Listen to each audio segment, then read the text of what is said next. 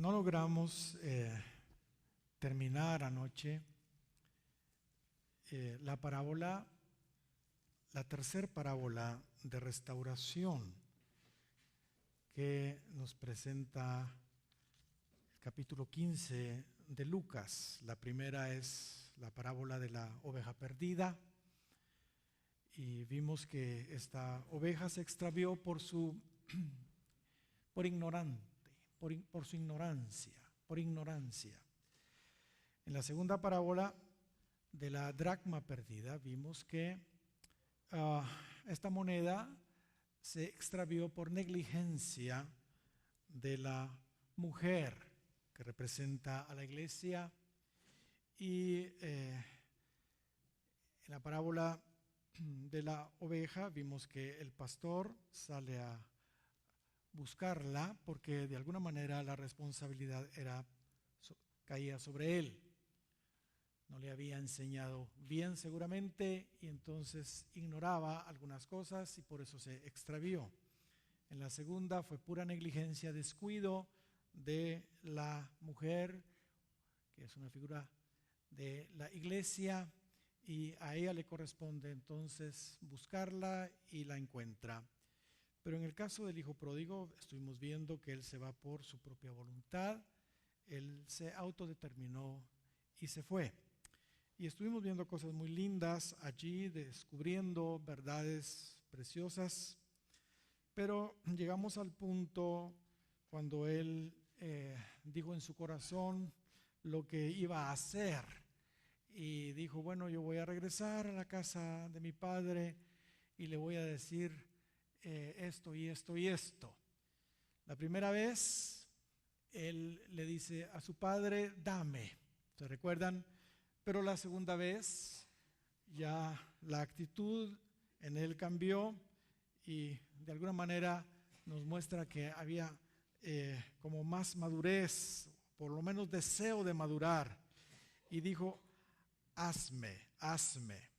Gloria al Señor. Y estuvimos hablando un poco al respecto. Él llega con humildad, ya no llega como cuando salió, y le dice a su padre que no era digno de ser llamado su hijo, y pidió ser como uno de sus jornaleros. Él se sentía indigno de ser llamado hijo y quería ser mejor como un jornalero. Una persona, dijimos, realmente arrepentida es una persona que está consciente que no tiene derecho a esperar ser restaurado a su posición original. Bueno, estuvimos diciendo otras cosas por ahí, pero dijimos que hasta ahora todo estaba en pensamiento y él todavía no había tomado una acción, y llega el momento en que toma finalmente la acción. Y dice Lucas capítulo 15 y versículo 20 que se levantó finalmente y vino a su padre. Gloria sea al Señor. Se levantó y vino a su padre. Tomó la decisión difícil, ¿verdad? La decisión difícil, estuvimos hablando de lo difícil que es regresar después de haberse ido, ¿verdad? Es un momento complicado, de vergüenza quizá, pero es lo que hay que hacer. Ahora yo, después de lo que expuse anoche, tuve un par de comentarios de algunos hermanos con mucha razón, y yo quisiera hacer una aclaración. La verdad es que muchos han tenido que cambiarse de iglesia, salir de la iglesia donde estaban por razones realmente legítimas. Realmente eso es diferente y no aplica a la parábola que estamos viendo, la del hijo pródigo, pero sí hay gente que por razones legítimas han tenido que dejar la iglesia donde originalmente estaban. pero aquí estamos hablando de una iglesia, o digamos la casa del Padre, que es, imagínense, la casa del Padre, ¿verdad? Y este muchacho se fue por rebelde, se fue por su propia voluntad, ¿entiendes? No se fue por algo que estaba mal en la casa de su padre, ¿entiende? Así que él se fue en pura rebelión, digámoslo así. Así que hay razones, hermanos, legítimas por las que muchas personas se van de sus iglesias y no deben sentirse de ninguna manera mal por eso. Hay iglesias a donde definitivamente, categóricamente no hay que regresar, así de sencillo, no hay que regresar.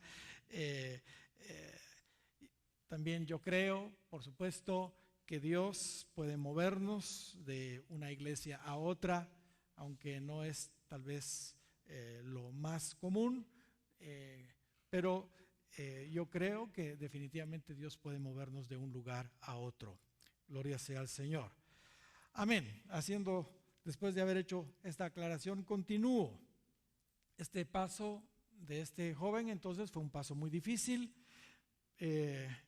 y definitivamente para aquellos que han caído y que se han alejado, imagínense.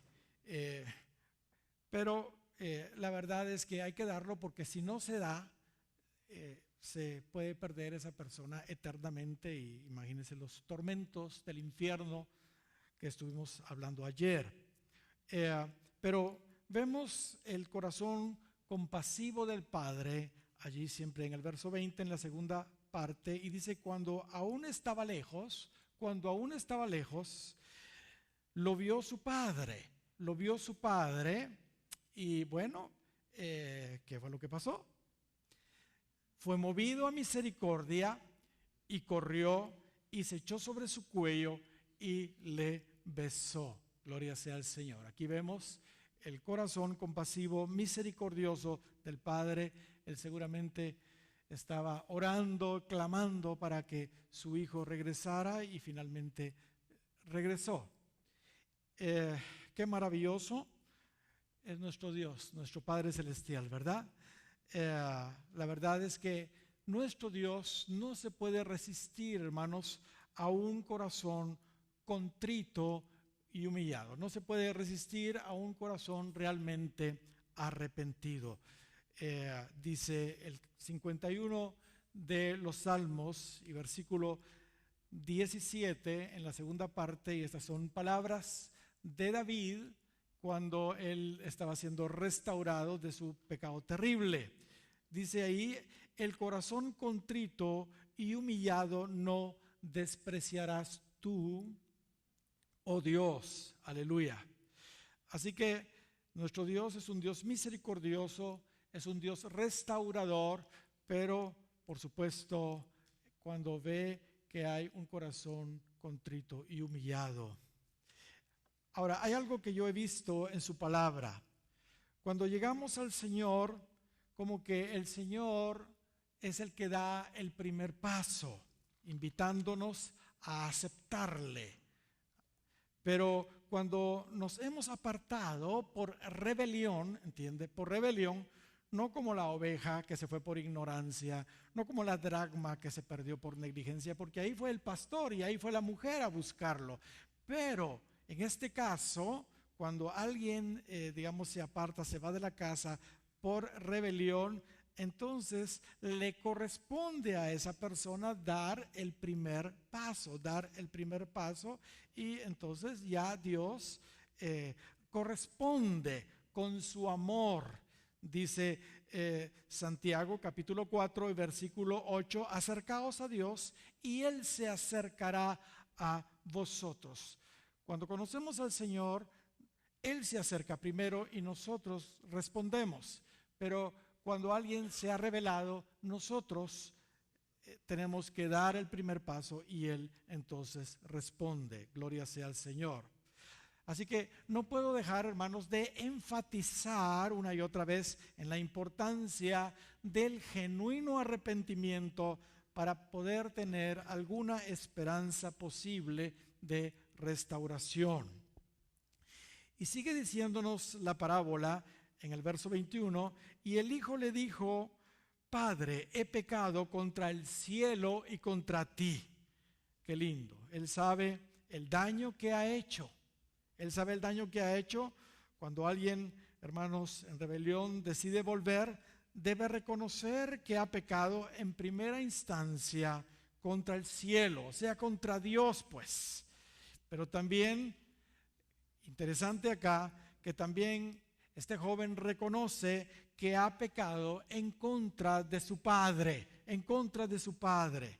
Y, hermanos, esto es algo que aquellos que se van, digamos, en rebelión, tienen que entender que han pecado no solo contra Dios, sino también han pecado en contra de su padre espiritual, digámoslo así, su pastor.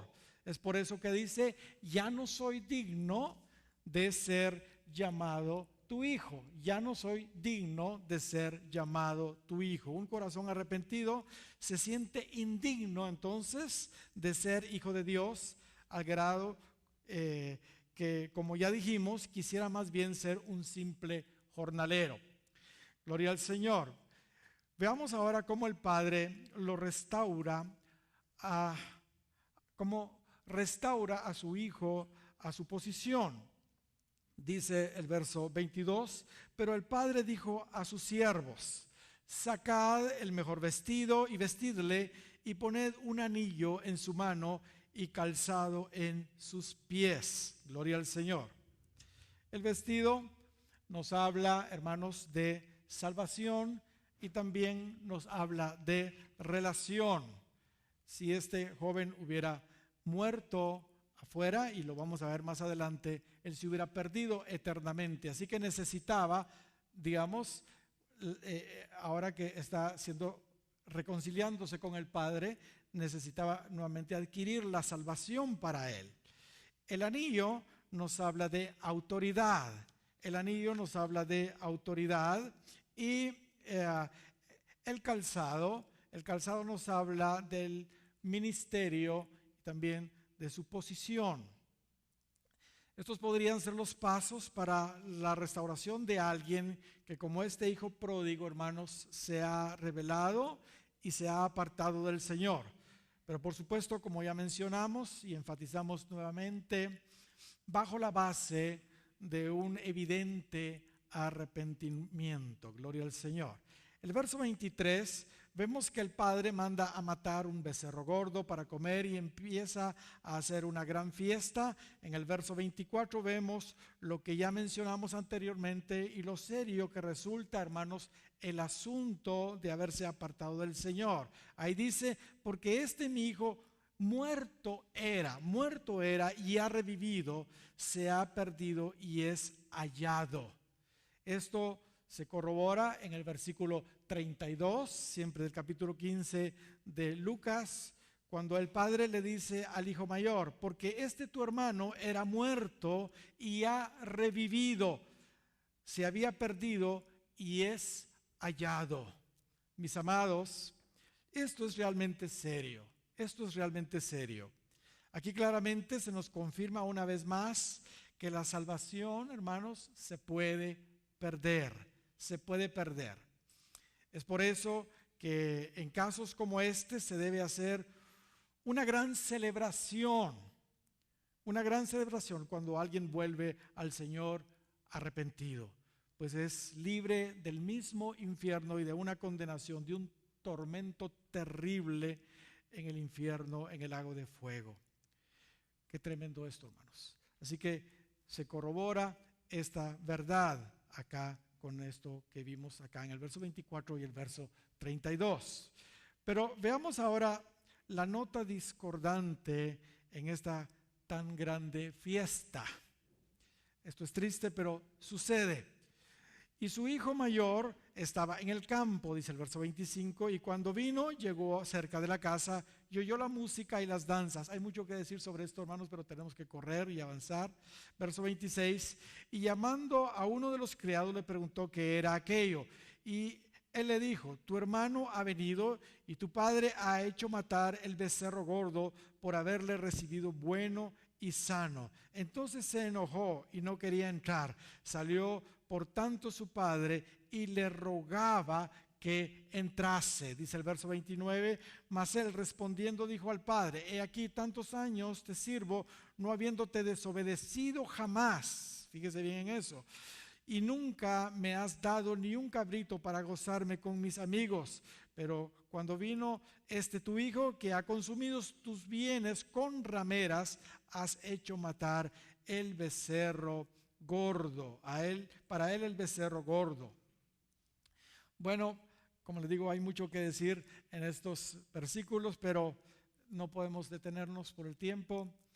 Pero la actitud definitivamente, hermanos, de este hermano mayor no estuvo nada bien, absolutamente nada bien. Y saben, se sigue esto repitiendo, esta historia se sigue repitiendo en la iglesia. Con tristeza vemos que aquellos que se han apartado del Señor generalmente no son bienvenidos cuando finalmente regresan a sus congregaciones. Saben, aunque ellos sí han permanecido en la iglesia y no se han apartado de Dios, no se han apartado del Padre, lamentablemente como que de nada les ha servido, porque no maduran y no desarrollan el carácter del Padre, el carácter compasivo y misericordioso del Padre, y eso no está nada bien.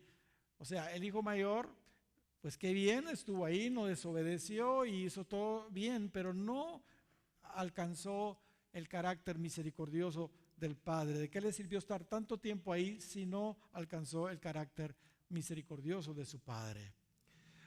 Pero hay mucho más que decir, pero avancemos. Debemos considerar también lo positivo y muy importante de este hermano mayor.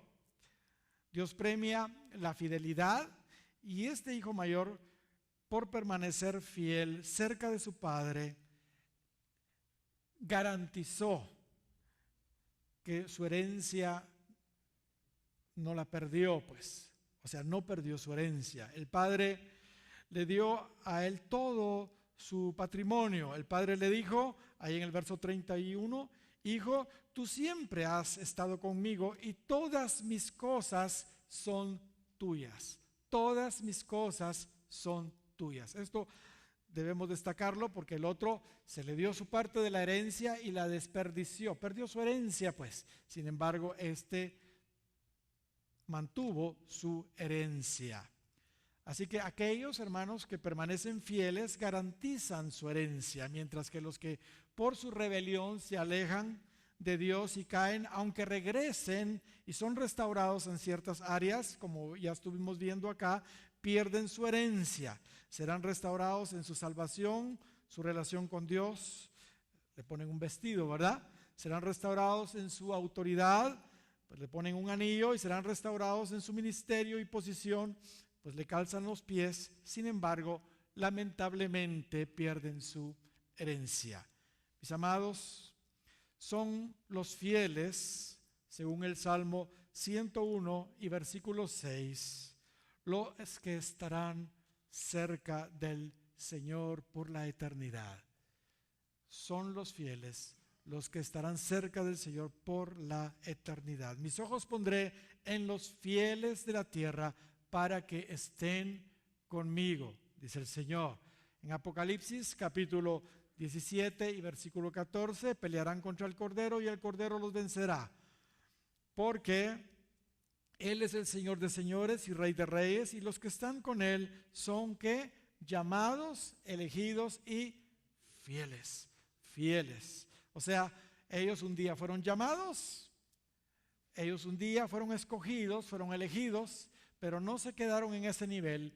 Ellos continuaron y llegaron a ser fieles. Y estos son los que están con el Señor. Por supuesto, no perdieron el ser llamados, no perdieron el ser elegidos, porque un fiel es alguien que un día fue llamado y un día fue elegido, pero ahora permanece fiel. ¿Cuántos dan gloria al Señor? Muy bien, regresando, hermanos, ahora sí ya saliendo de estas tres parábolas de restauración, como ya mencioné, a Dios, hermanos, no le tomó por sorpresa la caída y el cautiverio de Judá. eso estaba anunciado claramente por el Señor. Jeremías, quien vivía en ese tiempo, dijo en el capítulo 25 y versículo 9: He aquí enviaré y tomaré a todas las tribus del norte, dice Jehová, y a Nabucodonosor, rey de Babilonia, mi siervo, y los traeré contra esta tierra y contra sus moradores y contra todas estas naciones en derredor, y los destruiré y los pondré por escarnio y por burla en desolación perpetua, y haré que desaparezca de entre ellos la voz de gozo y la voz de alegría y la voz del desposado y la voz de la desposada, ruido de molino y luz de lámpara.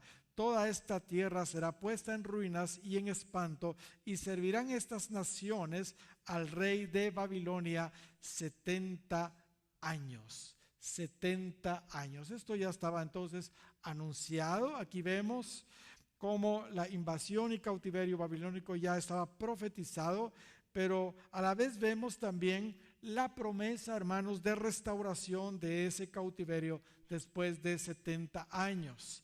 En el verso 12 dice: cuando sean cumplidos los 70 años, castigaré al rey de Babilonia y a aquella nación por su maldad, ha dicho Jehová, y a la tierra de los caldeos, y la convertiré en desiertos para siempre. O sea que Dios los usa a ellos, pero después Dios trata con los que los llevaron cautivos. En el verso 22 del capítulo 27 de Jeremías dice: a Babilonia serán transportados y ahí estarán hasta el día en que yo los visite, dice Jehová. Después los traeré y los restauraré a su lugar. Estas tan solo son algunas de las escrituras donde se anunciaba el cautiverio y donde se anunciaba también la restauración de ellos. En el capítulo 29 de Jeremías y versículo 10 dice: porque así ha dicho Jehová, cuando en Babilonia se cumplan los 70 años, yo os visitaré y despertaré sobre vosotros mi buena palabra para haceros volver a este lugar. Así que esto ya estaba claramente anunciado por Dios a través del profeta Jeremías. A Dios no le tomó por sorpresa esto. Ahora, algo interesante, el número 70, que fueron los años de la cautividad desde su primera deportación, porque hubo más de una deportación, es muy significativo, el número 70. Moisés dice que la expectativa de vida del hombre es de 70 años. Ahí dice: los días de nuestra edad son 70 años. En otras palabras, toda una vida, digámoslo así, ellos estuvieron cautivos. El tiempo, digámoslo así, de una generación. Ahora, ¿por qué 70 años? ¿Por qué 70 años? Fíjense, hermanos, que el pueblo de Israel por 490 años no hizo descansar la tierra. Recuérdense ustedes que la tierra debía producir por 6 años y el año número 7 ellos debían de dejar de cultivar la tierra, y la tierra de sí iba a dar una triple cosecha, imagínense. Pero al fin judíos, ¿verdad? Ellos dijeron: bueno, si nosotros trabajamos la tierra, entonces además vamos a tener todavía más, ¿verdad? Y entonces dejaron de hacer descansar la tierra por 490 años. No reposó la tierra y entonces Dios se los cobró. Así dice Segunda de Crónicas, capítulo 36 y versículo 21. Ahí dice: para que se cumpliese la palabra de Jehová por la boca de Jeremías, hasta que la tierra hubo gozado de reposo, porque todo el tiempo de su asolamiento reposó hasta que los 70 años fueron cumplidos. O sea, Dios se los cobró de regreso. Hermanos, Dios siempre se cobra lo que nosotros tratamos de robarle. Incluso los diezmos, le cuento. Cuando alguien deja de diezmar, Dios de todas maneras se la va a cobrar de alguna manera. Eso lo tengo yo bien probado después de ya más de 30 años de ser pastor. Y saben, al igual que Judá perdió toda su gloria y esplendor cuando fue destruida por los babilonios y fueron llevados cautivos, así también, hermanos, la iglesia, porque esto, como dijimos, es algo que aplica espiritualmente para nosotros. Toda la gloria, hermanos, de la iglesia primitiva, la gloria del Pentecostés, toda la iglesia que tuvieron, toda la gloria que tuvo la iglesia con los primeros apóstoles, estos varones ungidos, impactando al mundo con la palabra y con mucho poder, se empezó a desvanecer después del primer siglo. Y luego del martirio de los apóstoles empezó la decadencia, digámoslo así, de la iglesia, de tal manera que en el tercer siglo, y todos conocemos esto, empezó lo que conocemos como la era o época del oscurantismo.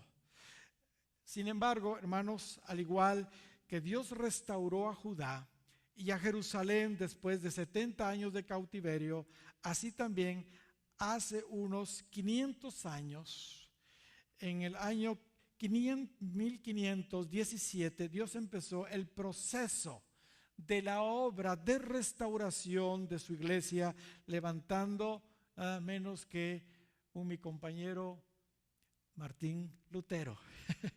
Y a partir de ese tiempo, el Señor ha levantado tremendos hombres de Dios y la iglesia ha estado, hermanos, siendo restaurada poco a poco, y sabemos que cuando Cristo venga, encontrará finalmente una iglesia gloriosa, sin mancha y sin arruga, como dice Efesios capítulo 5 y versículo 27.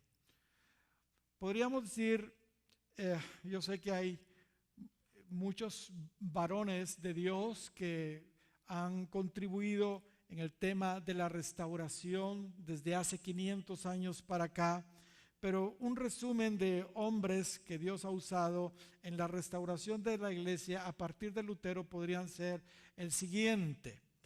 Gloria al Señor. Martín Lutero, ahí lo tenemos, 1483 a 1546, y él restauró, digámoslo así, la verdad de la justificación por la fe.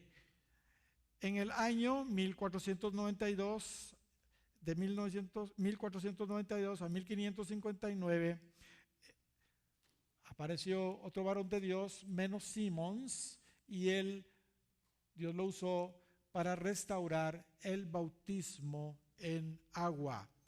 Después surge Juan Calvino, 1509 a 1564, y él restaura la soberanía de Dios. Son verdades que vinieron siendo restauradas. Después surge en 1506 a 1609 Jacobo Arminio, y él restaura la verdad del libre albedrío del hombre. Después, en 1624 a 1691, tenemos ahí a George Fox, y tenemos en 1648 a 1717 a Jean Guyon, y ellos restauraron la verdad de la vida espiritual interna. Inmediatamente después tenemos a Juan Wesley, 1703 a 1791, restaurando la verdad de la santidad. Después Dios levantó a George Whitefield, 1714 a 1770, y él restauró la verdad del evangelismo masivo. En 1805 a 1898, George Mueller, Dios lo usó para restaurar la verdad de la fe. Inmediatamente después, en 1847 a 1907, y también en 1843 a 1919, Dios levantó a estos hombres, John Dewey y a B. Simpson, y la verdad que ellos restauraron fue la sanidad divina. Después Dios levantó a Rees Howells, 1879-1950, y él restauró la verdad de la intercesión.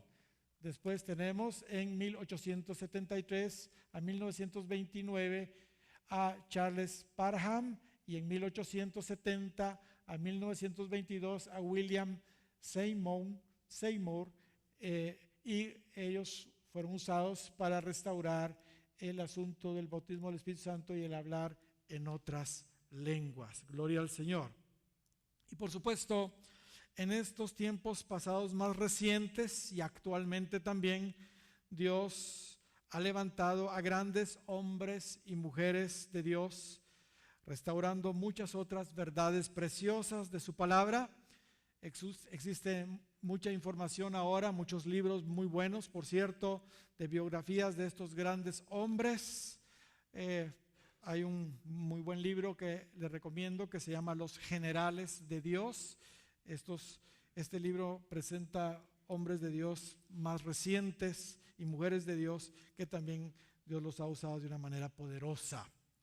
Ahora, Dios permite, hermanos, los cautiverios para librarnos de aquellos pecados que Él sabe que solo de esa manera los dejaríamos. Vean, los pecados de Israel y de Judá eran muchos, en realidad, pero la razón principal por la que Dios permitió el cautiverio, fíjese bien lo que voy a decir de Israel, del reino del norte y también el cautiverio del reino del sur, o sea, de Judá, fue por la idolatría. Ambos fueron cautivos, unos por los asirios y otros por los babilonios, por la idolatría, que a mi gusto es el peor pecado porque está desplazando a Dios, ¿entiende?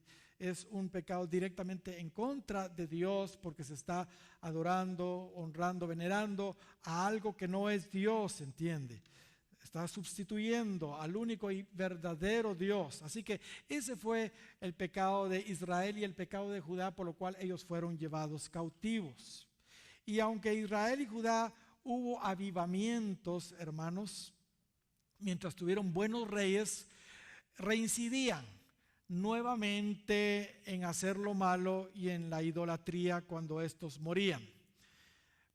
Pero pensemos en lo que nos ocupa, en Judá, en el reino del sur, y pensemos ahorita en Josías. Josías fue un tremendo rey, un varón de Dios tremendo, y leamos un poco acerca de él. De 8 años era Josías cuando comenzó a reinar, y 31 años reinó en Jerusalén. Este hizo lo recto ante los ojos de Jehová y anduvo por los caminos de David su padre, sin apartarse a la derecha ni a la izquierda. A los 8 años de su reinado, o sea, cuando tenía él 16 años, siendo aún muchacho, comenzó a buscar al Dios de David su padre.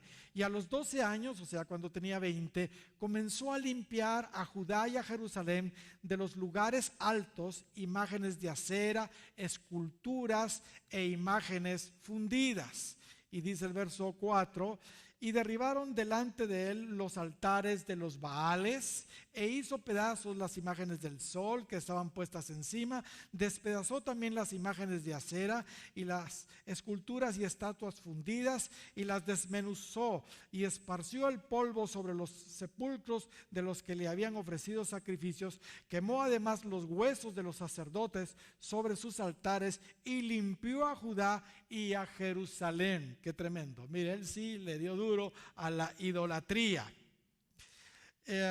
Y saben, las condiciones políticas en ese entonces fueron propicias para que Josías también limpiara el esparcido reino del norte de la idolatría. Ellos ya estaban diseminados en las naciones, pero de alguna manera las condiciones políticas permitieron que Josías también pudiera limpiar de idolatría al pueblo de Israel, o sea, al reino del norte. Dice segundo de Crónicas, capítulo 34 y verso 6, lo mismo hizo en las ciudades de Manasés, Efraín, Simeón y hasta Neftalí, y en los lugares asolados alrededor. Y cuando hubo derribado los altares y las imágenes de acera, y quebrado y desmenuzado las esculturas, y destruido todos los ídolos por toda la tierra, volvió a Jerusalén. Por toda la tierra de Israel volvió a Jerusalén. Notemos cómo él también logró limpiar a Israel, que habían sido cautivos muchos años antes por los asirios. Y a los 18 años, hermanos, de su reinado, cuando tenía Josías 26 años, dice el verso 8 en adelante, que restauró el templo. Y mientras lo hacía, y esto ya lo mencionamos, hallaron el libro de la ley que estaba perdido. Y el hallazgo, hermanos, del libro de la ley desembocó en un tremendo avivamiento, quizá el más grande que experimentó Judá. Se celebró la fiesta de la Pascua como hacía mucho no se había celebrado antes. Mire lo que dice Segunda de Reyes, capítulo 23, versos 22 y 23. No había sido hecha tal Pascua desde los tiempos en que los jueces gobernaban a Israel, ni en todos los tiempos en los reyes de Israel y de los reyes de Judá. A los 18 años del rey, o del reino de él, pues de Josías, fue hecha aquella Pascua a Jehová en Jerusalén. El registro bíblico acerca de Josías es maravilloso. Dice que no hubo otro rey antes de él, eso dice el 23, 25 de Segunda de Reyes, que se convirtiese a Jehová de todo su corazón, de toda su alma y de todas sus fuerzas, conforme a toda la ley de Moisés, ni después de él nació otro igual.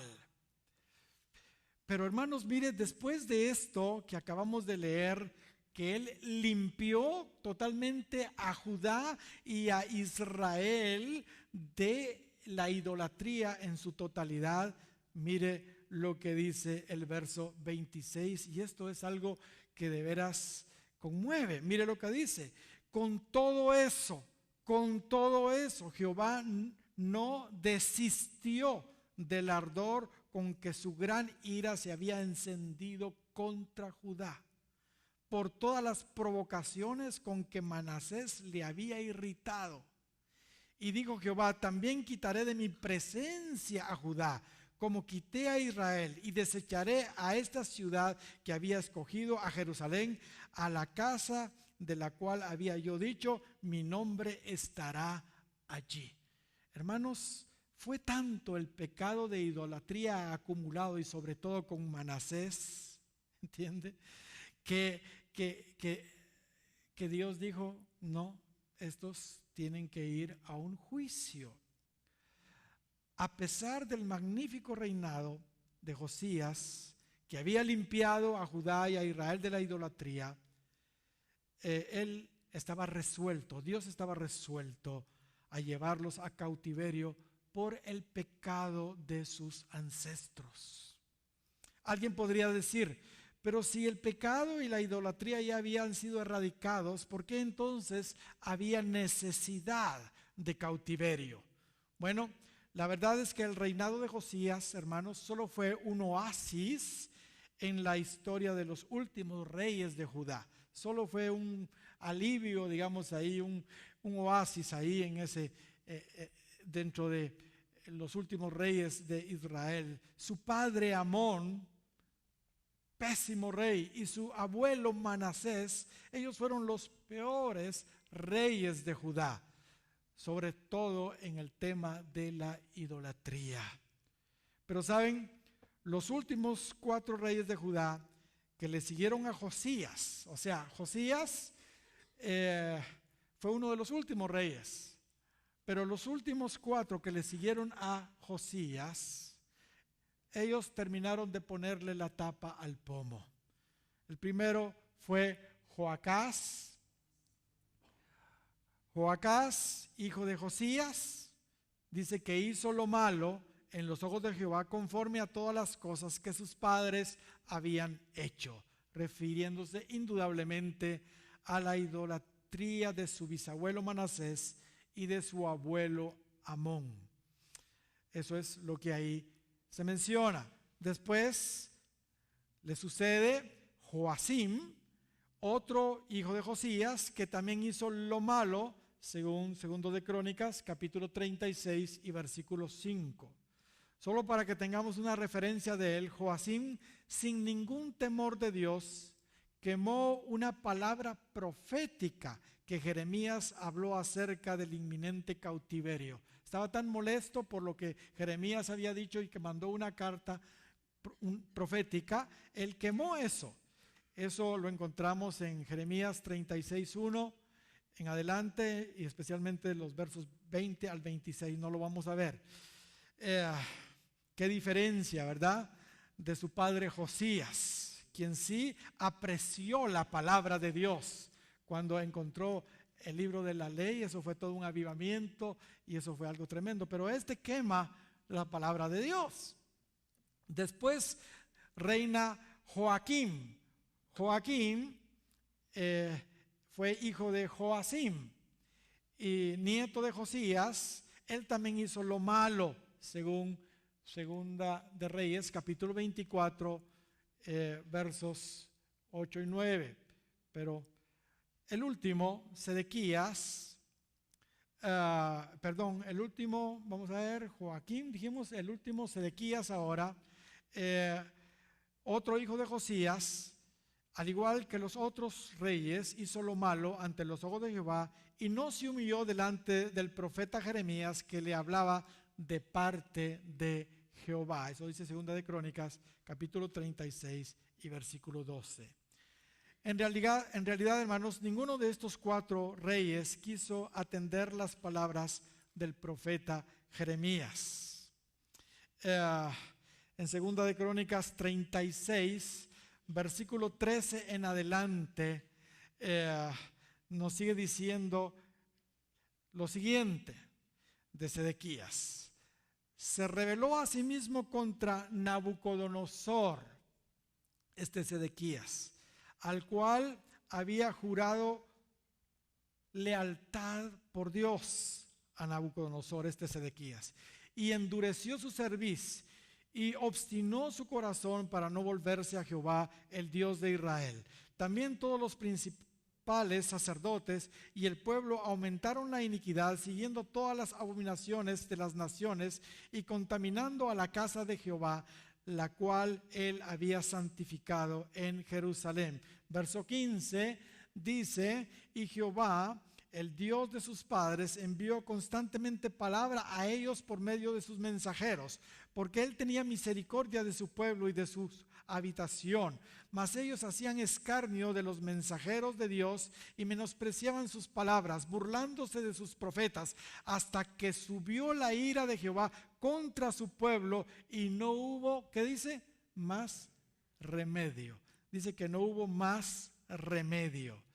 Verso 17: por lo cual trajo contra ellos al rey de los caldeos, que mató a espada a los jóvenes en la casa de su santuario, sin perdonar joven ni doncella, anciano ni decrépito. Todos los entregó en sus manos. Asimismo, todos los utensilios de la casa de Dios, grandes y chicos, los tesoros de la casa de Jehová y los tesoros de la casa del rey y de sus príncipes, todo lo llevó a Babilonia. Dice el verso 19: y quemaron la casa de Dios y rompieron el muro de Jerusalén y consumieron a fuego todos sus palacios y destruyeron todos los objetos deseables. Los que escaparon de espada fueron llevados cautivos a Babilonia y fueron siervos de él y de sus hijos hasta que vino el reino de los persas. Y dice el verso 21: para que se cumpliese la palabra de Jehová por boca de Jeremías, hasta que la tierra hubo gozado de reposo, porque todo el tiempo de su asolamiento reposó hasta que los 70 años fueron cumplidos. Si usted quiere más información de por qué ellos fueron cautivos, puede leer también el 52 de Jeremías y también puede ir al libro de Lamentaciones y ahí va a encontrar mucha información de por qué Judá fue llevado cautivo a Babilonia. Hermanos, qué terrible. Llega un momento en que si insistimos en nuestra necedad, en nuestra terquedad y seguimos pecando, sencillamente ya no hay remedio para Dios. ¿Se recuerdan? Llegó el momento en que ya no hubo remedio. Y lo que entonces procede, hermanos, forzosamente, es el cautiverio. Ahora, como ya les mencioné, los cautiverios, hermanos, y esto es muy importante porque esto es vital para este curso, son necesarios para ser librados de cosas que de otra manera nosotros no podríamos ser libres. ¿Entiende? Hay cosas que no podemos aprenderlas de otra manera más que en la cautividad. Y no podemos ser libres de cosas de nuestro corazón a no ser que tengamos una cautividad. Y saben, Dios tiene su humor. Y el método que usa para que la gente aprenda es darle de su propio chocolate. Darle de su propio chocolate.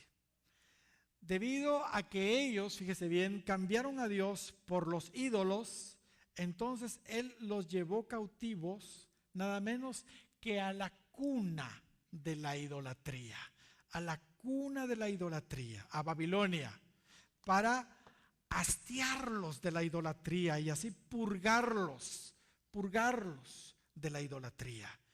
En Babilonia eran obligados ellos a postrarse delante de la estatua, por ejemplo, de Nabucodonosor, y comer cosas sacrificadas a los ídolos. ¿Se recuerdan, Daniel, verdad? Ahí todo giraba alrededor de los ídolos. Así que en Babilonia los sinceros fueron curados de ese terrible pecado. Aquellos que sí aceptaron el cautiverio. Ellos entonces tuvieron que hacerse sinagogas para refugiarse un poco de ese ambiente idolátrico. Babilonia, la cuna de la idolatría, los curó a ellos de la idolatría. Por supuesto, hermanos, los años han pasado y los judíos, debido a que han estado dispersos por todo el mundo, se han mezclado con los gentiles nuevamente. Muchos de ellos han sido contaminados con los ídolos. Incluso hoy en Israel, por asuntos turísticos, como usted sabe, el país está cundido de ídolos e iglesias paganas, imagínense. El pueblo escogido de Dios, por lo menos la tierra. Así que Dios nuevamente tratará con ellos en la gran tribulación, como sabemos, para limpiarlos otra vez de toda contaminación idolátrica.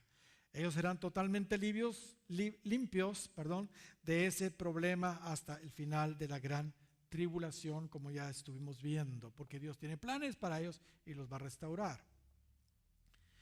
Otro ejemplo de eso, hermanos, es la experiencia, por ejemplo, de Naamán.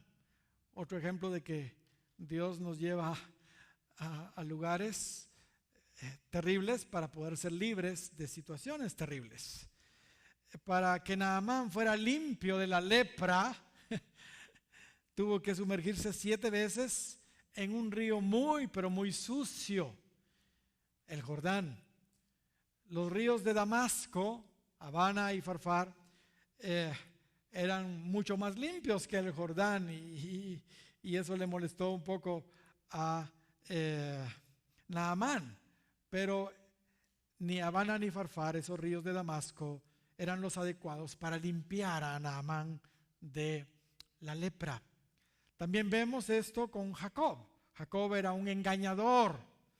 Así que Dios, para tratar con ese engaño y esa mentira de Jacob, lo llevó con su tío Labán por 20 años. Y Labán era un archiengañador.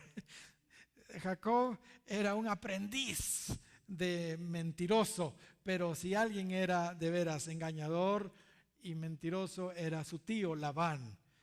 Lo engañó dándole, imagínense, a Lea en lugar de Raquel. Le cambió su salario 10 veces y muchas otras cosas más. Así que Dios lo permitió para que llegara Jacob a aborrecer finalmente el engaño y la mentira. Así que, hermanos, ese es un método que Dios utiliza.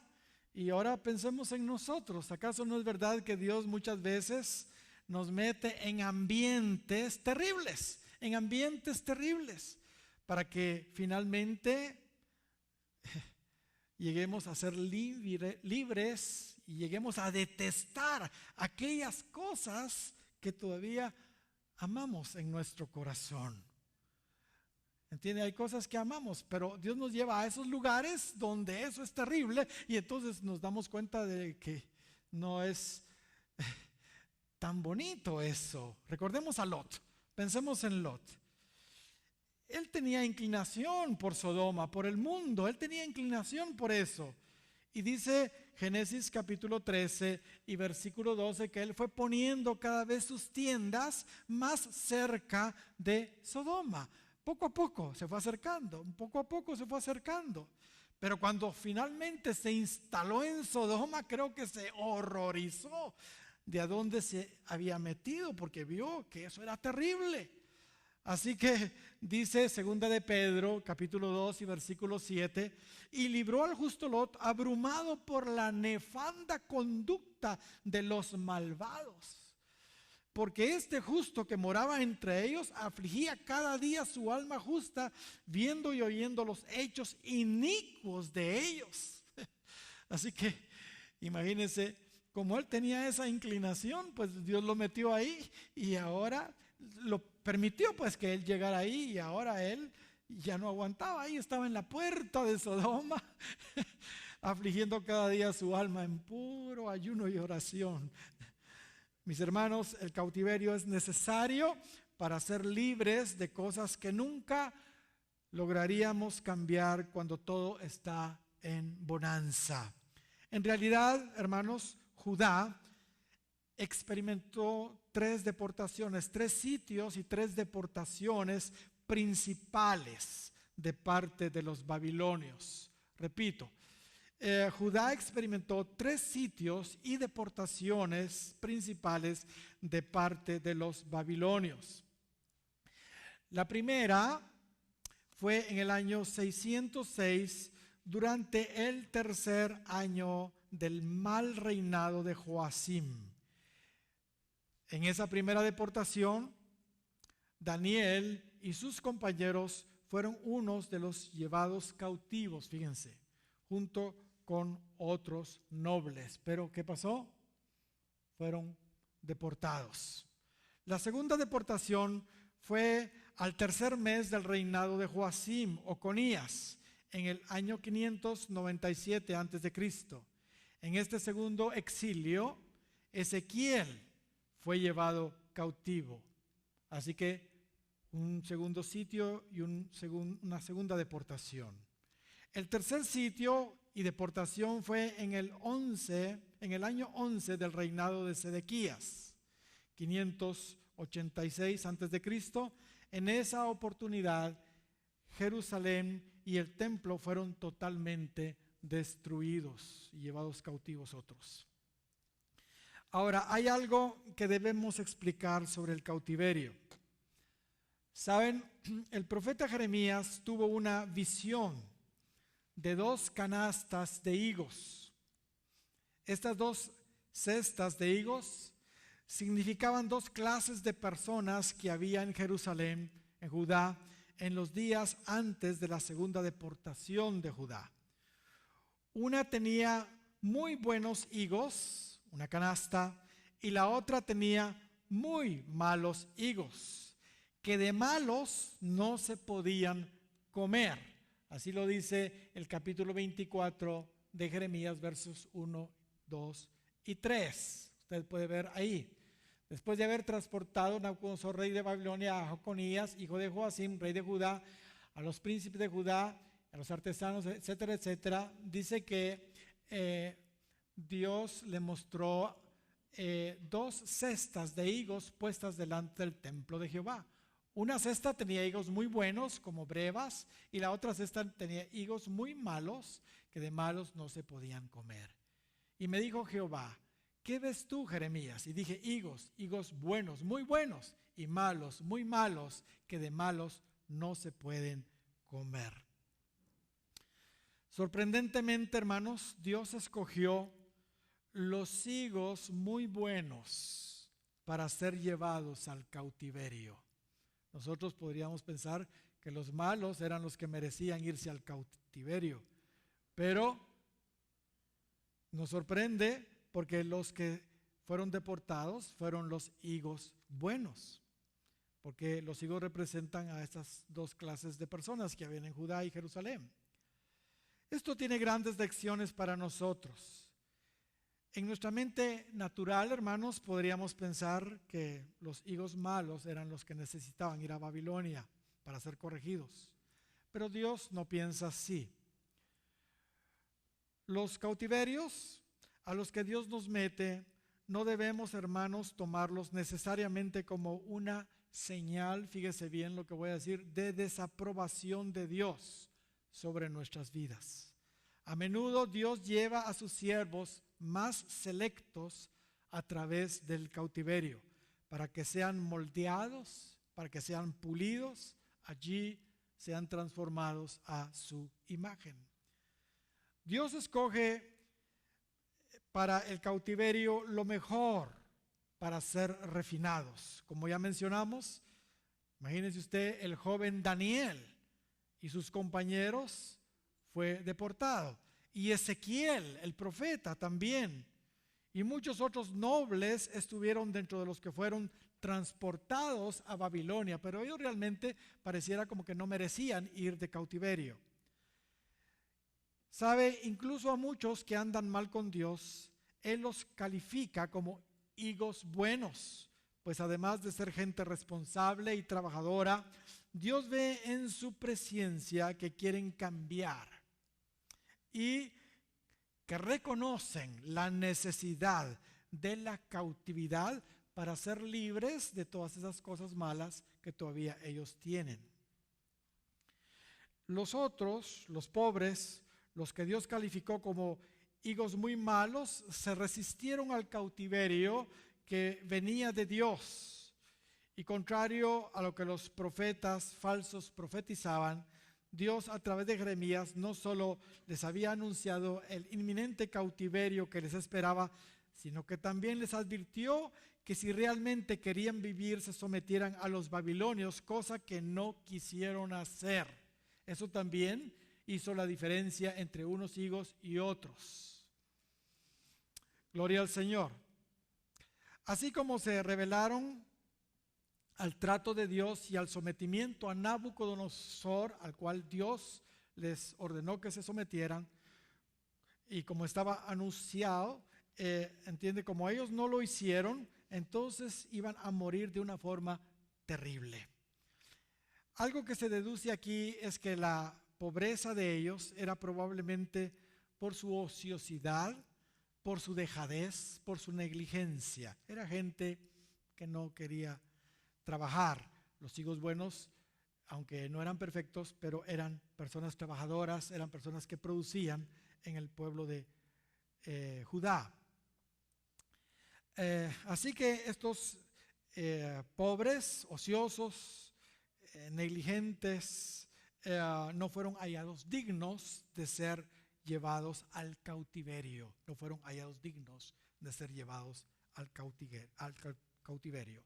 Mis hermanos, Dios bendice la diligencia y definitivamente no bendice a los perezosos. Pablo decía vamos a ver, yo creo que me he brincado algunos.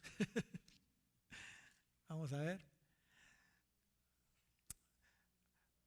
A los Corintios, en el capítulo 15 y versículo 10, pero por la gracia de Dios soy lo que soy. Por la gracia de Dios soy lo que soy. Y su gracia no ha sido en vano para conmigo. Antes he trabajado más que todos ellos, pero no yo, sino la gracia de Dios conmigo. Gloria al Señor. La gracia de Dios estaba con Pablo, pero él trabajaba también. Aleluya. Él era diligente. Veamos qué nos dice Jeremías sobre la bendición que les esperaba a los que fueron hallados dignos del cautiverio, o sea, los higos buenos. Dice Jeremías capítulo 24 versículo 4. Y vino a mí palabra de Jehová diciendo, así ha dicho Jehová, Dios de Israel, como a estos higos buenos, así miraré a los transportados de Judá, a los cuales eché de este lugar a tierra de los caldeos. ¿Qué dice? Para bien, para bien. Porque pondré mis ojos sobre ellos para bien, dice el versículo 6, y los volveré a esta tierra y los edificaré y no los destruiré, los plantaré y no los arrancaré. Gloria al Señor. Verso 7, y les daré corazón para que me conozcan que yo soy Jehová, aleluya, y me serán por pueblo y yo les seré a ellos por Dios, porque se volverán a mí de todo su corazón. Aleluya, ¿verdad? Aleluya. Veamos ahora la maldición que vendría sobre los que no fueron dignos del cautiverio, sobre estos ociosos, negligentes, o sea, los higos malos. Dice el verso 8 del capítulo 24 de Jeremías: y como los higos malos, que de malos no se pueden comer, así ha dicho Jehová, pondré a Sedequías, rey de Judá, a sus príncipes y al resto de Jerusalén que quedó en esta tierra, y a los que moran en la tierra de Egipto, y los daré por escarnio, fíjese bien, y por mal a todos los reinos de la tierra, por infamia, por ejemplo, por refrán y por maldición a todos los lugares a donde yo los arrojé. Y enviaré sobre ellos espada, hambre, pestilencia, hasta que sean exterminados de la tierra que les di a ellos y a sus padres. Hermanos, mejor ser llevado cautivo, ¿no creen ustedes? Mejor el cautiverio, porque eso es para nuestro bien, para limpiarnos, para purificarnos, y no que nos pase todas estas terribles cosas y maldiciones para aquellos que no fueron hallados dignos. Dios juzga terriblemente, hermanos, la negligencia y bendice grandemente entonces la diligencia. Seamos fieles para cumplir con las tareas que Dios nos ha encomendado, y sobre todo, hermanos, abracemos el cautiverio, pues sus tratos finalmente son para nuestro bien. Los cristianos tenemos que aprender que debemos ser trascegados, trasvasados, como Jeremías 48 dice, de vasija en vasija. Moab, al igual que los pobres de Judá, fueron negligentes y se resistieron al cautiverio, a los tratos de Dios. Dice el verso 10 de Jeremías 48, maldito el que hiciere indolentemente, ahí se ve pues la negligencia, la obra de Jehová, y maldito el que detuviere de la sangre su espada. Quieto estuvo Moab desde su juventud. Mire lo que se dice de Moab. Eso mismo le pasó a los higos malos de Judá. Y sobre su sedimento ha estado reposado, y no fue vaciado de vasija en vasija, ni nunca estuvo en ¿qué? Cautiverio. Ni nunca estuvo en cautiverio. Por tanto, quedó su sabor en él y su olor no se ha cambiado. En otras palabras, Dios, hermanos, quiere meternos de un cautiverio a otro cautiverio, y así estamos siendo trasegados de vasija en vasija para que el sedimento caiga. Ya cuando ya está en el fondo, entonces se pasa a una nueva vasija y cae cada vez es menos sedimento, hasta que el vino está totalmente purificado, limpio. Eso es lo que el Señor quiere hacer en nuestras vidas. Gloria al Señor.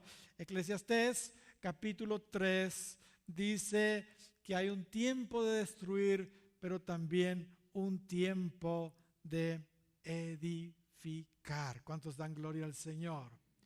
Jeremías capítulo 1 y versículo 10 lo resume todo de esta manera.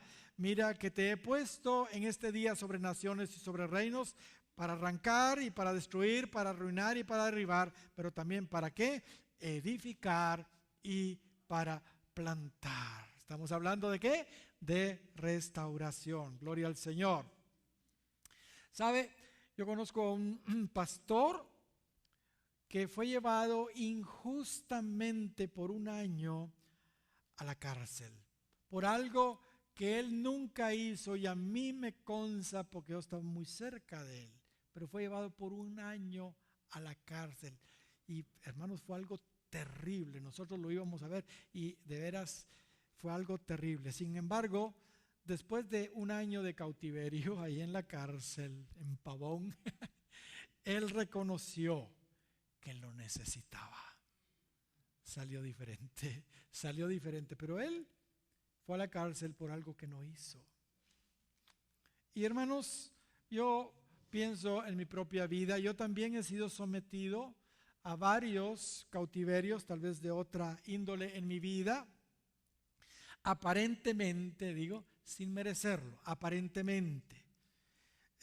Como ustedes saben, el último problema terrible que tuve fue este accidente en el cual me fracturé 2 vértebras, una totalmente aplastada. Tengo tornillos ahí porque Dios dijo: a este le faltan unos tornillos, así que vamos a ajustarlo, ¿verdad? Y hermanos, fueron 5 largos meses de un terrible cautiverio. Fui, hermanos, cautivo, aprisionado allí en el IX, en el hospital, en una cama.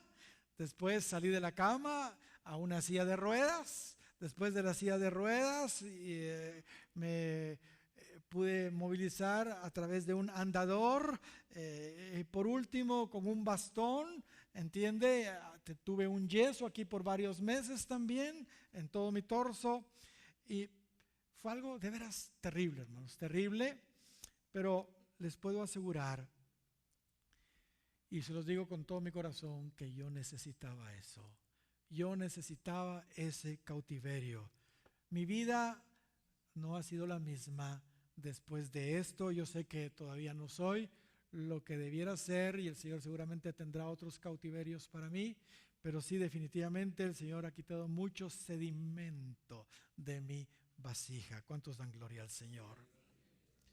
La verdad es que yo reconozco, me estaba acomodando en mi caminata cristiana. Estaba yo mismo perdiendo la disciplina que debemos tener como creyentes, ¿entiende? Ya no estaba haciendo bien las cosas, así que los doctores a mí me sacaron el paso, me pusieron a dieta en primer lugar. Ya perdí más de 25 libras, me pusieron a hacer ejercicios, así que eso estamos haciendo. Y saben, esto me confrontó. Me sentí realmente avergonzado de lo riguroso que estaba en la dieta y en lo riguroso que estaba en los ejercicios que me habían puesto por mi salud, y lo flojo que me había puesto en los ejercicios espirituales. De tal manera que me empecé pues a reaccionar y a buscar al Señor de una manera mucho más disciplinada, hermanos, mucho más disciplinada. Dios sabe por qué nos mete en cautiverios. Muchas veces los problemas de salud, económicos, familiares, laborales, en fin, pueden ser cautiverios permitidos por Dios para transformarnos, para cambiarnos. Y entre antes, hermanos, aprendamos la lección, antes saldremos libres de esos cautiverios. Y hermanos, aunque los cautiverios, los desiertos, las reprensiones de Dios no son nada agradables para la carne, al final son de gran, pero de gran bendición.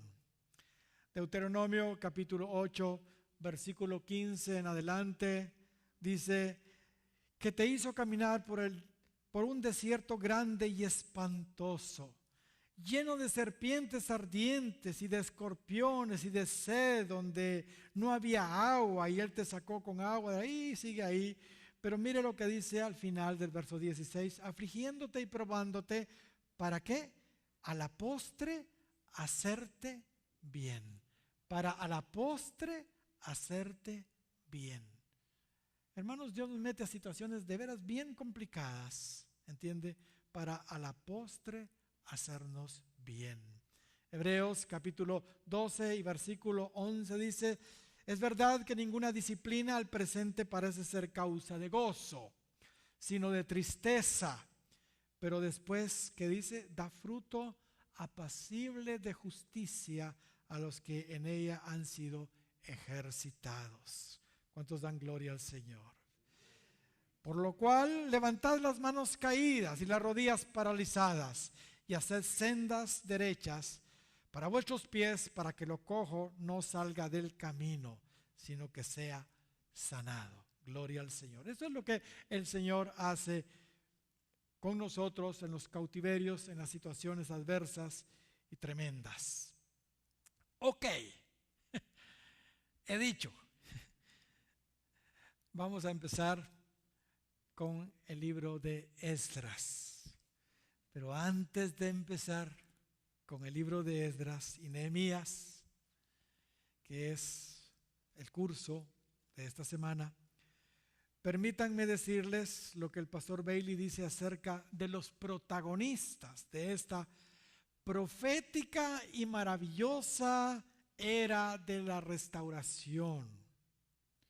Él dice de Ciro, ya hablaremos de él, de Zorobabel, de Josué, este sumo sacerdote, hijo de Josadac, de Esdras, de Nehemías, de Ageo, de Zacarías, de Malaquías, que ellos fueron corona de gloria en la mano de Jehová y diadema de reino en la mano de ellos, en la mano de Dios. ¿Cuántos dan gloria al Señor? Corona de gloria en la mano de Jehová y diadema del reino en la mano del Dios de ellos. Aleluya. Hermanos, como decimos, qué tipazos, ¿va? Qué tipazos para que el doctor Bailey les haya calificado de esa manera, como dice Isaías 62 y versículo 3.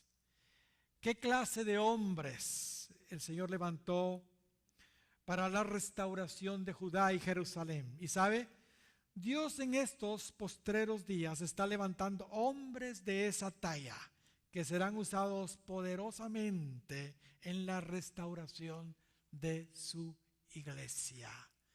Pidámosle al Señor que nosotros también podamos ser en estos días de restauración que estamos empezando a vivir, al igual que estos gigantes de la fe, corona de gloria y diadema del reino en la mano de nuestro Dios. Gloria al Señor. Muy bien, vamos al libro de Esdras. Vamos al libro de Esdras y vamos a estar considerando acá el primer regreso a Jerusalén bajo el liderazgo de Zorobabel. El primer regreso a Jerusalén bajo Zorobabel. Y vamos al capítulo 1 a ver los versos 1 y 2. En el primer año de Ciro, rey de Persia, para que se cumpliese la palabra de Jehová por boca de Jeremías, despertó Jehová el espíritu de Ciro, rey de Persia, el cual hizo pregonar de palabra y también por escrito por todo su reino, diciendo: así ha dicho Ciro, rey de Persia: Jehová, el Dios de los cielos, me ha dado todos los reinos de la tierra y me ha mandado que le edifique casa a Jerusalén, que está en Judá. Gloria al Señor. Aquí en estos versos empezamos a ver el decreto del rey Ciro de Persia para edificar la casa de Dios en Jerusalén. Esta orden fue dada en el año 536, como ya vimos, antes de Cristo. Y es interesante, hermanos, notar que el proceso de restauración de Judá en ese entonces, fíjese bien lo que voy a decir, empezó un poco más de 500 años antes de la primera venida de Cristo. 536 antes de Cristo. O sea, un poco más de 500 años antes de la primera venida de Cristo empezó el proceso de restauración de Judá. Y como sabemos, el proceso de restauración de la iglesia, la Judá espiritual, empezó también hace poco más de 500 años con Martín Lutero en el año 1517. Como aquí se menciona y vimos anteriormente, esto ya estaba anunciado por Jeremías. No vamos a repetir Jeremías capítulo 25, versos 11 y 12, capítulo 29 de Jeremías, verso 10 y otras más. Algo que debemos destacar es que el profeta Isaías profetizó acerca de este rey persa llamado Ciro, unos 100 años antes que naciera, diciendo incluso su nombre. Imagínense, 100 años antes que naciera, Isaías dio hasta el nombre de este rey persa llamado Ciro. El 44 de Isaías y versículo 28 dice así, que dice de Ciro, es mi pastor y cumplirá todo lo que yo quiero. Al decir a Jerusalén, serás edificada, y al templo serás fundado. En el 45 de Isaías y versículo 1 dice, así dice Jehová a su ungido. Mire a quién le llama ungido, a Ciro, al cual tomé yo por su mano derecha para sujetar naciones delante de él y desatar lomos de reyes, para abrir delante de él puertas y las puertas no se cerrarán. Qué precisión la del profeta Isaías, ¿verdad? ¿Sabe? Un varón de Dios también, 350 años antes que naciera el rey Josías, dijo su nombre. Pero si usted quiere revisar la cita, Primera Reyes capítulo 13 y versículo 2. Este varón de Dios le dijo a Jeroboam unas palabras tremendas ahí, que no vamos a ir ahí, pero hermanos, eso fue por la idolatría de Jeroboam ahí en Betel cuando se dividió el reino. A pesar que Ciro fue un rey persa que no conocía a Dios, seguramente había oído mucho de Dios. Él sabía, hermanos, de Dios. ¿Por qué? Porque en su reino estaba Daniel.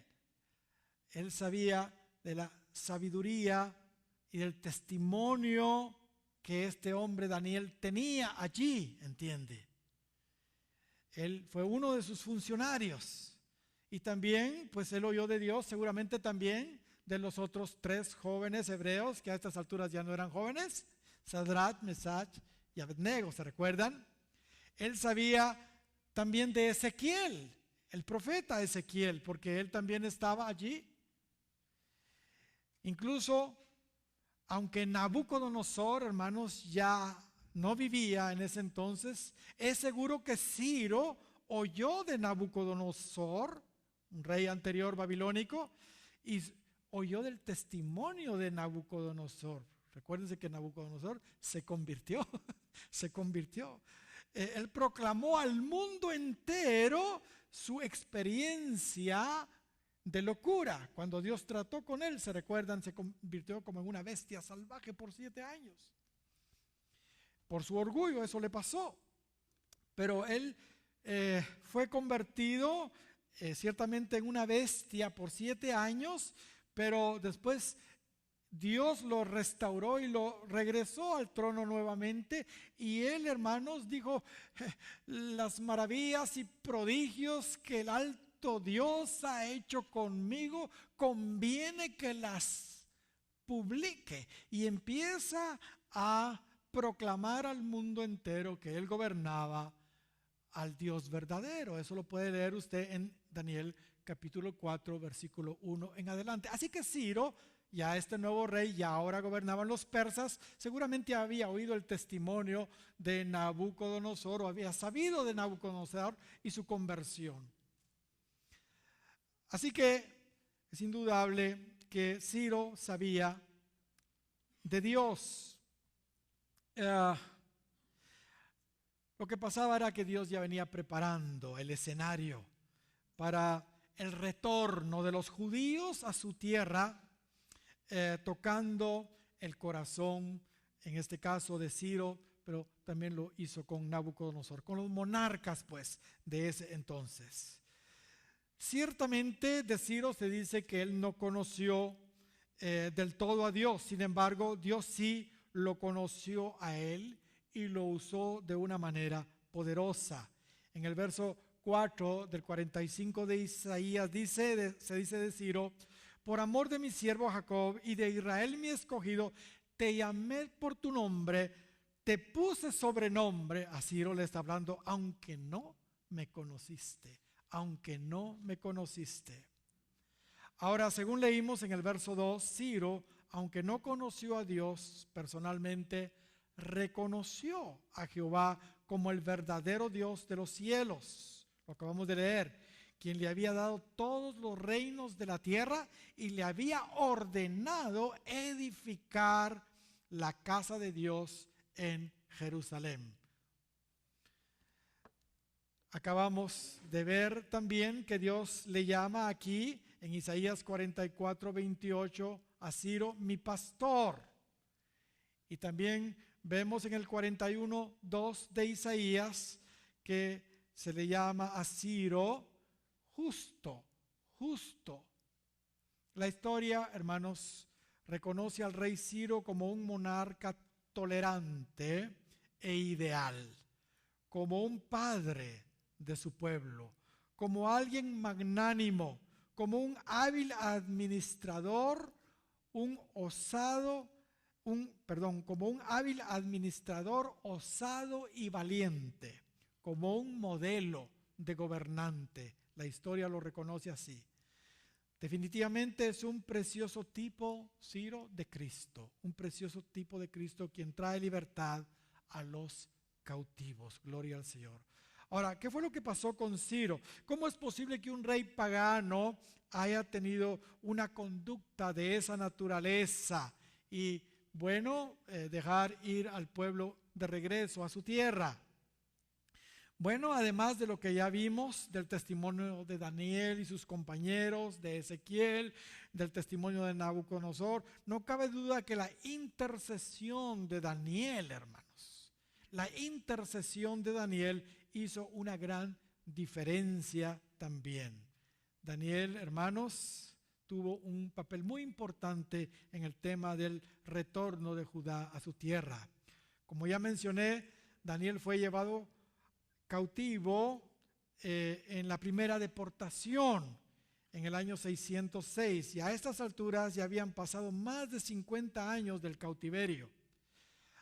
Ahora ya no reinaban los babilonios, sino ahora reinaban los medopersas, y Dios usó a Daniel para orar. Dios usó a Daniel para interceder, para confesar los pecados de Judá, cuando él entendió por las escrituras de Jeremías que el tiempo de la cautividad se estaba terminando ya. Eso lo encuentra usted, y no lo vamos a leer porque es muy largo, en el capítulo 9 de Daniel, versos 2 en adelante. Ahí vemos a Daniel descubriendo que el tiempo del cautiverio se estaba terminando, y entonces empieza a interceder. ¿Sabe? Dios revela sus secretos para que entendamos los tiempos que estamos viviendo e intercedamos. Recordemos a Abraham. Dios le reveló su secreto para que intercediera por Sodoma. Esto lo podemos ver ahí en el 18 de Génesis. Ya cuando Dios se iba de la casa de Abraham después de comer con él, Abraham le acompaña y Dios dice: ¿encubriré yo a Abraham lo que voy a hacer con Sodoma? Siendo que él, y usted conoce lo que el 18 de Génesis dice. Acuérdense que Abraham fue llamado amigo de Dios, y los amigos, dijo Cristo, se les revelan los secretos. Ya no os llamaré más siervos, sino amigos, porque los siervos no saben lo de su Señor, pero los amigos sí conocen lo de su Señor. Así que Hermanos, qué interesante. Abraham, por ser amigo de Dios, recibe los secretos de Dios, igual que Daniel. Gloria al Señor. Ahora, y por supuesto esto propició que Abraham intercediera, y esto propició también que Daniel intercediera cuando descubrió que el tiempo se había llegado para Judá. Ahora, la oración y ruego en silicio y ceniza de Daniel sin duda hizo algo en el espíritu, en el corazón de Ciro. Por eso dice Esdras capítulo 1 versos 1 y 2 que Jehová despertó el espíritu de Ciro. ¿Se recuerdan? Jehová despertó el espíritu de Ciro, rey de Persia, al grado, hermanos, que declarara que Jehová es el verdadero Dios y al grado que él confesó a Dios y dio también la orden de edificar la casa de Dios en Jerusalén. Razón tenía Pablo cuando dice en 1 de Timoteo capítulo 2 y versículo 1, 2, 3 y 4. Vamos a ver, yo creo que me comí otra vez. ¿Sí? Lo que les decía del que Dios despertó el espíritu de Ciro. Pero ahora mire lo que dice 1 de Timoteo capítulo 2 versos 1 en adelante. Ahí vemos que Pablo está exhortando a que se hagan rogativas, oraciones, peticiones, acciones de gracias por todos los hombres y especialmente por los reyes y por todos los que están en eminencia. Hermanos, dice al final, el cual quiere que todos los hombres sean salvos y vengan al conocimiento de la verdad. Y el verso 3 dice, porque esto es bueno y agradable delante de Dios, nuestro Salvador. Gloria al Señor. Hermanos, nosotros debemos de estar siempre intercediendo por las autoridades y Dios va a tocar el corazón de las autoridades. Nosotros, hermanos, no estamos ignorantes de los tiempos, tenemos las Escrituras, tenemos el Espíritu Santo, tenemos la revelación, en fin. Entonces, intercedamos también, como lo hizo Daniel, por la iglesia nosotros ahora. Confesemos sus pecados y clamemos para que Dios use a los gobernantes en la restauración total de los caídos, así como utilizó a Ciro. Gloria al Señor, en el avivamiento que viene. Recordemos que finalmente Dios es quien tiene el control de los gobernantes. Dice Proverbios capítulo 21 y verso 1, como una corriente de agua es el corazón del rey en la mano de Jehová, quien lo conduce a todo lo que quiere. Gloria al Señor. Muy bien, en los versos 3 y 4 de Esdras capítulo 1, vemos que el rey Ciro da la autorización para que suban a Jerusalén y edifiquen la casa de Dios, todos los judíos que deseen. Y no solo eso, también Ciro anima a todos aquellos que no desean ir a apoyar económicamente a los que retornan para la edificación de la casa de Dios en Jerusalén. Esto, hermanos, nos recuerda de alguna manera lo que sucedió en el Éxodo. Cuando Dios sacó a su pueblo de Egipto también con mucha plata y oro, ¿se recuerdan? Dios le dio la gracia a Israel para despojar virtualmente a los egipcios. El Salmo 105 y verso 37 dice que Dios sacó a su pueblo con plata y oro de Egipto. En el Salmo 105 y verso 37. En Éxodo capítulo 3 y versículo 21 dice, y yo daré a este pueblo gracia en los ojos de los egipcios para que cuando salgáis no vayáis con las manos vacías, sino que pedirá a cada mujer a su vecina y a su huéspeda alhajas de plata, alhajas de oro y vestidos, los cuales pondréis sobre vuestros hijos y vuestras hijas y despojaréis a Egipto. Hay más escrituras que nos hablan de eso. Saben, el tiempo se está llegando, hermanos, en que Dios va a bendecir económicamente a su pueblo para hacer la obra de restauración de la iglesia. Y Dios va a proveer los recursos para el avivamiento que viene. Lo veremos claramente en estos libros de Esdras y Nehemías que resultan proféticos para nuestros días. En el verso 5 dice lo siguiente: entonces se levantaron los jefes de las casas paternas de Judá y de Benjamín, y los sacerdotes y levitas, y todos aquellos cuyo espíritu despertó Dios, para subir a edificar la casa de Jehová, la cual está en Jerusalén. Esta escritura, hermanos, realmente es reveladora. Así como vimos en el versículo 1, se recuerdan que Jehová despertó el espíritu de Ciro, ¿verdad? Del rey Ciro. Aquí vemos que él también despertó el espíritu de los jefes, sacerdotes y levitas para subir a reedificar la casa de Dios. Gloria al Señor. Y muchos otros más también. Debemos procurar, hermanos, nosotros calificar para que el Señor despierte también el espíritu en nosotros y podamos ser restauradores. Procuremos agradar al Señor y avanzar en sus caminos para calificar y tener ese glorioso privilegio, hermanos, de ser escogidos para ser parte de la reedificación de su iglesia, la Jerusalén espiritual. Dios tiene la última palabra. Nosotros hagamos con diligencia lo que nos corresponde hacer y Él entonces va a despertar nuestro espíritu, y será un honor ser un restaurador.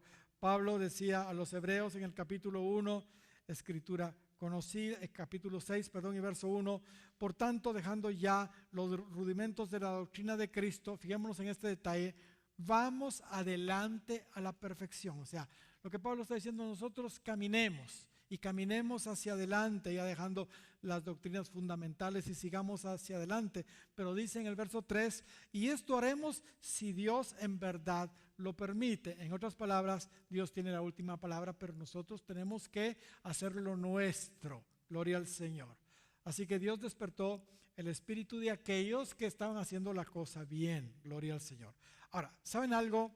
Parece ser que en aquel tiempo solo un 10%, hermanos, atendieron al llamado de salir del cautiverio. Y esto es trágico. Solo un 10% atendieron al llamado a salir del cautiverio. Un 90% prefirieron quedarse. Por lo menos en esa primera expedición. Hubo otras 2 más. Eso es triste, pero es una realidad.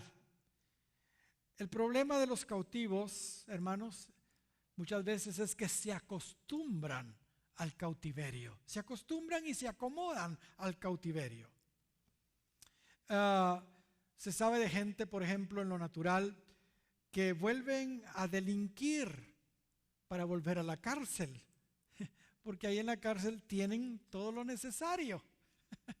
Sobre todo en los países donde neva mucho y la cosa es muy complicada, entonces ellos quieren tener su comida segura y estar calientitos, así que cometen una fechoría para que los vuelvan a meter a la cárcel. La gente se acostumbra a eso.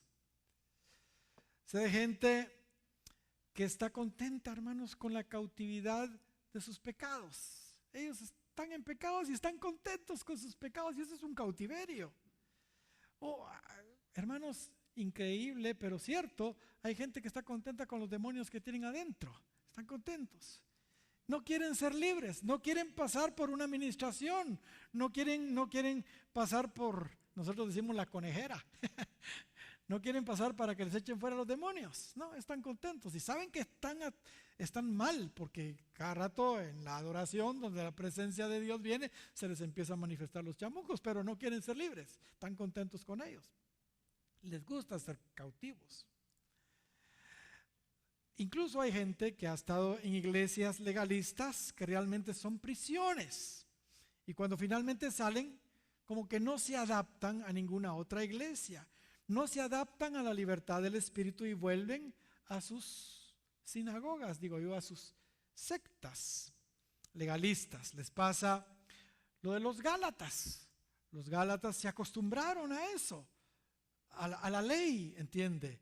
Y después de ser libres del legalismo y de disfrutar la libertad en Cristo, regresan al yugo de esclavitud, como dice Gálatas capítulo 3, verso 1 y también el capítulo 5 de Gálatas y versículo 1. Y esto fue algo con lo que tuvo que lidiar el apóstol Pablo ahí en Galacia. También, por otro lado, tenemos el fenómeno que aquellos que sí salen del cautiverio no saben manejar su libertad. Por ejemplo, algunos necesitan esclavitud económica para caminar bien con Dios. Pues al nomás tener recursos, ya no se les ve en la iglesia, sencillamente. Ahora pues están en su chalet, ahora andan paseando en su nuevo carro. ¿Entiende? Es porque ya no saben manejar la libertad, ¿entiende? Estaba mejor cuando tenían esclavitud económica. Cuando los israelitas salieron de Egipto con riquezas, fíjese bien, ellos no supieron manejar, si ellos no tenían riquezas en Egipto y no supieron manejar las riquezas y querían usarla para algo, Dios los sacó con riqueza para que hicieran un tabernáculo en el desierto, pero lo primero que hicieron fue un becerro de oro, un becerro de oro. Por eso Pablo también dice a los Gálatas, ya que citamos a los Gálatas en el capítulo 5 y versículo 13, porque vosotros, hermanos, a libertad fuisteis llamados, solamente que no uséis la libertad como ocasión para la carne. Ok, regresemos al asunto de los cautivos de Judá en Babilonia. Lo que pasó con los judíos en Babilonia es que ellos ya se habían establecido ahí en Babilonia. Ahora pues ya en Medo-Persia, pero ya estaban establecidos ahí. La mayoría de ellos habían nacido ahí, se habían casado ahí, ahí tenían sus familias, sus hijos, ahí tenían hasta cierto punto libertad de culto, porque ahí, a propósito, para información de ustedes, ahí nacieron las sinagogas en la cautividad en Babilonia. Así que ahí estaban bien, ahí trabajaban, ahí habían hecho ya su vida, ya no querían salir a una tierra desconocida. Para ellos era algo muy difícil. La mayoría ni siquiera conocían la tierra de Judá, no conocían Jerusalén. Además, Jerusalén estaba en ruinas, no era nada atractivo para ellos. Ellos ya estaban establecidos en Babilonia. Y sabe, igual es hoy en su iglesia. La verdad, hermanos, el reto que Dios nos está haciendo tiene un alto precio que pagar. Y solo los que realmente tienen visión están dispuestos a pagar el precio. Muchos quieren ir a lugares donde las cosas están muy bonitas, pero no quieren ir a lugares donde las cosas están complicadas y difíciles. Y solo los que realmente tienen visión están dispuestos, hermanos, a pagar el precio. El Salmo 126 y verso 5 dice, y esto aplica acá, los que sembraron con lágrimas, con regocijo segarán. Este es un salmo que es un salmo de la restauración. Los que sembraron con lágrimas, con regocijo segarán. O sea, hermanos, si queremos el regocijo de la restauración, hay que sembrar, pero esto tiene un precio, hay muchas lágrimas. No es fácil para segar con regocijo. Hoy hay que sembrar con lágrimas primero. Hermanos, decir que Cristo puede venir hoy es negar que la iglesia necesita restauración. ¿Saben? Cristo no puede regresar por una iglesia todavía, por su iglesia todavía. Pues Pablo dice que Él va a venir por una iglesia, y ya lo citamos más de una vez, gloriosa, sin mancha, sin arruga, sin cosa semejante, ¿entiende? En otras palabras, una iglesia totalmente restaurada. Cristo no puede venir hoy. La iglesia actualmente está en harapos, hermanos. Está en harapos. La iglesia necesita ser restaurada, pues espiritualmente, hermanos, está en ruinas y necesita a hombres y mujeres valientes que respondan al llamado de Dios. Pero su pueblo, hermanos, se ha acomodado de alguna manera a su religiosidad, a su propia Babilonia, pues.